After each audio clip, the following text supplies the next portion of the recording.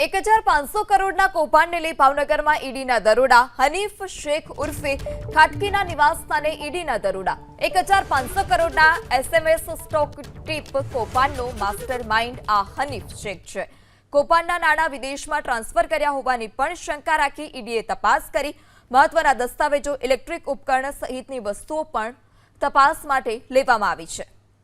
વધુ માહિતી સાથે સંવાદદાતા પાર્થ ફોનલાઈનથી જોડાયા છે. જે પાર્થ, હનીફ શેખ કે જેના ત્યાં ઈડીએ તપાસ શરૂ કરી છે, શું વધારે વિગત, શું સમગ્ર કૌભાંડ?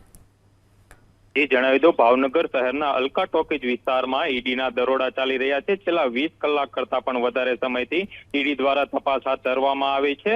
શહેરના અલકા ટોકીજ વિસ્તારે નિવાસસ્થાન આવેલો હનીફ શેખ ઉર્ફે ખાટકીના નિવાસસ્થાને આજે ઈડી દ્વારા તપાસ હાથ ધરવામાં આવી છે. સ્વાભાવિક છે કે 2023માં 1500 કરોડના એસએમએસ સ્ટોક ટીપના કૌભાંડમાં આજે હનીફ શેખ છે તે માસ્ટર માઇન્ડ છે અને સેબીની અગાઉ તપાસ પણ થઈ ચૂકી છે, જેને લઈને હાલ તો આજે હનીફ ઉર્ફે જે શેખ છે તેઓ હાલ ભાવનગરના નિવાસ સ્થાન પર નથી, પરંતુ તેઓ રાજ્ય અથવા તો વિદેશમાં હોવાનું પણ જાણવા મળી રહ્યું છે. પરંતુ હાલ પોલીસની ટીમ છે તેની સાથે આજે ઈડીની ટીમ છે તેમના દ્વારા તપાસ હાથ ધરવામાં આવી છે. આ ઘરની અંદરથી મહત્વના દસ્તાવેજો તેમજ ઇલેક્ટ્રિક ઉપકરણો અને સહિત જે બંગલાની ચીજ વસ્તુઓ હોય છે કે જેમાં અગત્યના પુરાવો હોય છે તે બધી આ જે ચીજ વસ્તુઓ છે તે ઈડી દ્વારા એકઠી કરવામાં આવી છે. ત્યારે આવનારા સમયની અંદર આજે હનીફ શેખ છે કે તેમના જે કૌભાંડ કર્યું છે તેમાં તેમની શું રોલ છે અને તેમના દ્વારા આ જે રૂપિયા ટ્રાન્સફર કરવામાં આવે છે તેને લઈને શું ભૂમિકા નીકળે છે તે તપાસ બાદ બહાર આવી શકે છે.